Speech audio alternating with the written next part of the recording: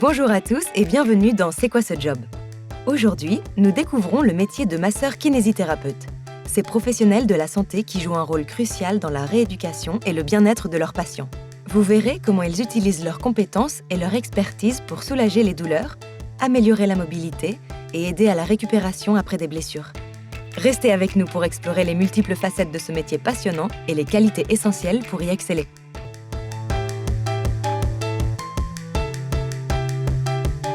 Ça fait 9 ans que je suis kiné, depuis 2015.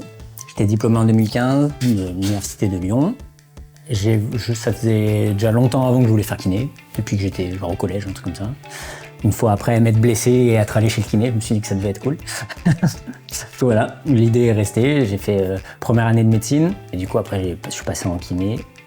À l'époque c'était 3 ans, maintenant c'est 4 ans d'école. Et voilà, j'ai eu mon diplôme en 2015. J'ai passé 2 années dans un autre cabinet et ça fait depuis fin 2017 que je suis ici. En général c'est pour des douleurs. La plupart du temps, en tout cas ici, c'est ce qu'on appelle d'ordre musculo-squelettique, ça veut dire tordre de la cheville, avoir mal au dos, mal à l'épaule, mal au cou, des choses comme ça. C'est souvent des douleurs qui sont invalidantes pour les patients, donc soit dans une grande partie de leurs activités de la vie quotidienne, soit sur certains trucs précis, de l'activité physique ou du sport ou au boulot. Voilà.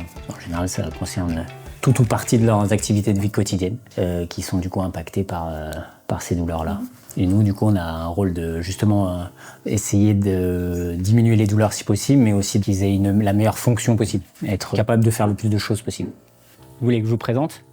Ouais, du coup, là c'est le gymnase. Bon, il y a un peu de matériel partout là aujourd'hui, mais le gymnase, c'est là où finalement nous on fait l'essentiel de nos soins. La plupart des soins se passent ici, là, hormis quand il y a besoin justement de manipulation ou de soins un peu plus où on a besoin de discuter sans que tout le monde puisse entendre autour. Mais sinon, la plupart des exercices, des activités se font ici. Donc on a plein de matériel varié, des vélos, de la presse, des tapis de course, machin. Parce qu'en gros, là, maintenant, on sait que la plupart des prises en charge, elles se doivent d'être ce qu'on appelle actives. C'est-à-dire que c'est pas le patient qui subit son traitement, c'est lui qui est censé être acteur de ça. Et ici, on a la chance, dans le cabinet, d'avoir un grand gymnase. Pas de partout que c'est comme ça. Et après, du coup, voilà, on a plusieurs salles comme ça. On en a 5 qui sont comme ça. Donc des salles individuelles où là, on va recevoir les patients. Justement, comme je disais, s'il y a besoin de manipulation, s'il y a besoin d'être tranquille, s'il y a besoin de discuter de sujets où on n'a pas envie que les autres l'entendent. Par exemple, moi, c'est là que je reçois tous mes patients quand c'est le premier rendez-vous, que je ne les connais pas encore, qu'on doit discuter. Ça permet d'être au calme, tranquille.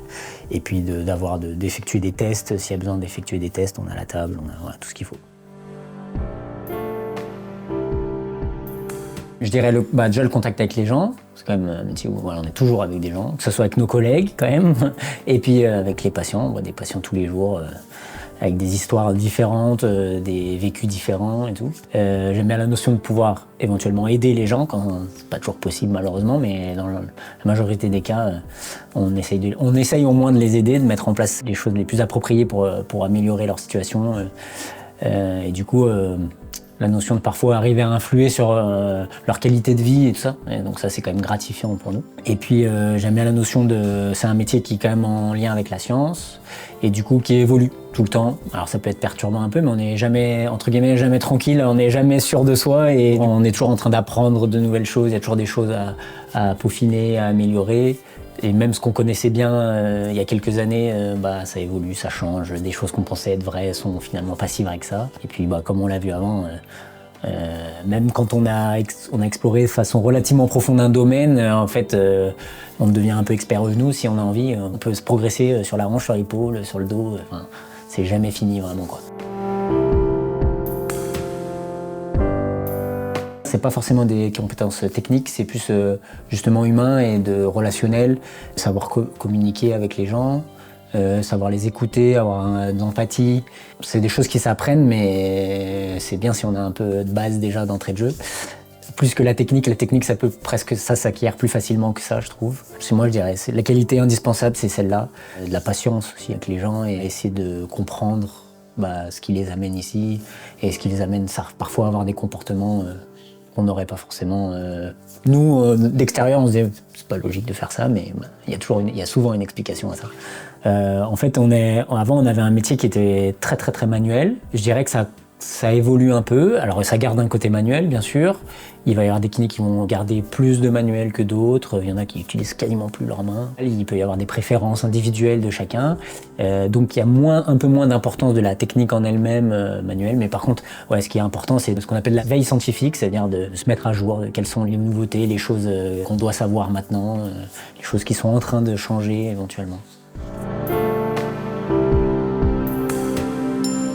Ouais, en fait, le métier, oui, il a déjà énormément évolué là, ces dernières années. Moi, depuis que je suis diplômé, peut-être que les connaissances que j'avais eues à l'école, elles étaient peut-être pas tout à fait à jour à ce moment-là en plus. Mais du coup, en fait, pour moi, en 10 ans, 9 ans, là, j'ai changé une grosse partie de ma pratique. Et je pense que ça va continuer à changer. Et après, les machines, l'intelligence artificielle, peut-être que ça va nous apporter des métriques qui sont différentes, des mesures. Avant, on avait un métier qui était relativement empirique, quoi. On avait l'impression que ça fonctionne, donc on reproduisait ce qu'on avait l'impression qu'il fonctionnait. Il y a déjà un peu plus d'approche scientifique qui s'est mis là-dedans et du coup qui nous permet de plus facilement quantifier les effets de certaines techniques, de certaines choses. Mais le corps humain fait que la réponse n'est jamais égale pour chaque individu et du coup peut-être que certaines technologies vont nous permettre d'avoir des métriques bien plus précises, bien plus efficaces, des choses qu'on ne sait pas encore ou qu'on sait mais qu'on ne sait pas mesurer et donc qui sont inutilisables pour nous en pratique. Il y a peut-être des éléments comme ça qui vont nous faire évoluer. Alors déjà, on a l'interaction entre nous, entre collègues, entre kinés, c'est si jamais on est en difficulté ou si on veut parler d'une expérience. Et ensuite, on a des interactions très régulières avec les médecins pour harmoniser les parcours de soins, faire en sorte que les patients soient le mieux accompagnés, le mieux guidés, qu'il n'y ait pas un peu genre il y en a un qui va à droite, l'autre qui va à gauche et puis le patient au milieu qui est tiré là. C'est un peu plus rare mais c'est pas exceptionnel non plus, c'est de communiquer avec d'autres professionnels de santé, des infirmières, un psychologue, un ergothérapeute, d'autres professionnels de santé pour essayer de voir qu'est-ce que vous voyez en séance, est-ce qu'il y a des trucs, moi j'ai vu ça, est-ce que vous c'est pareil, pour pouvoir essayer de mutualiser les soins comme ça. Non, le truc le plus qui a vraiment changé beaucoup ma pratique, c'est les troubles neurologiques fonctionnels, là, comme je disais à l'hôpital de jour, où là c'est quelque chose dont j'avais jamais entendu parler en fait avant d'y aller, et qui est une pratique qui change pas mal du cabinet parce que du coup justement on est dans un hôpital, donc on a une pratique là qui est vraiment pluridisciplinaire. Là je vous disais, nous ici on communique avec les professionnels, mais on est à distance, là on est sur place au même endroit, à la pause du café, vous pouvez discuter d'un patient, genre là direct que vous venez de voir, sur le fait qu'on a les comptes rendus de toutes les interventions qui sont faites et tout, donc c'est un travail de groupe qui est beaucoup plus fort qu'ici. Et puis c'est des patients qui ont des variétés de symptômes et tout qui font que ça sort de l'ordinaire et chaque patient est très très différent, a des symptômes très très différents, des points communs quand même, mais des choses très différentes. Et du coup, c'est une approche qui est un peu différente d'ici, où on sait que les résultats ne seront pas immédiats dans la séance, alors qu'ici ça peut l'être parfois. C'est une approche un peu différente. Eh bien, un peu ça revient avec les points importants du métier, c'est de toujours essayer de progresser, de s'améliorer, de chercher des nouvelles informations, de nouvelles choses, de vérifier d'où viennent les informations qu'on lui donne. Il y a des choses très solides, avec des études qui sont bien menées, où on peut avoir une confiance relativement importante dans ces données-là.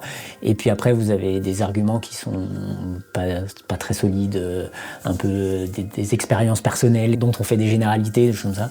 Donc c'est important d'aller vérifier d'où viennent les sources, de ne pas hésiter à s'ouvrir, à voir des choses, à développer ses connaissances, parce que c'est comme ça que le métier est le plus attrayant pour moi.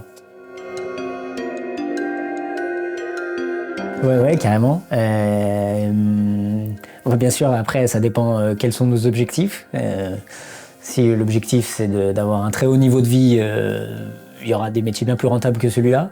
Mais par contre, si on veut un métier qui change tous les jours, un métier où vous n'êtes pas assis derrière un bureau, par exemple, il y a des gens que ça va attirer d'autres non. Nous, on est en mouvement tout le temps, on bouge, on se lève, on s'assoit.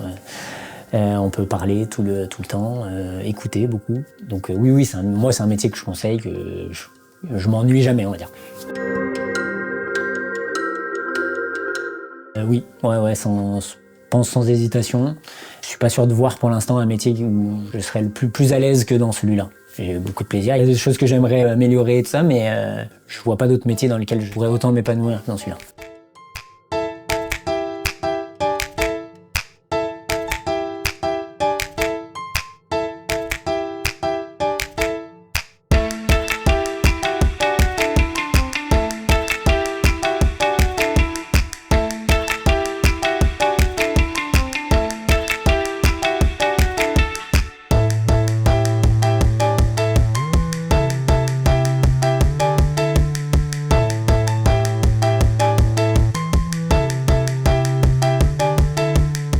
Et voilà pour notre immersion dans le quotidien des masseurs kinésithérapeutes. Un grand merci à Quentin de nous avoir partagé sa passion et son dévouement pour ce métier. Son témoignage illustre parfaitement l'importance de la patience, de l'écoute et de la précision dans ce domaine. Restez connectés pour plus de vidéos sur les métiers passionnants qui façonnent notre monde.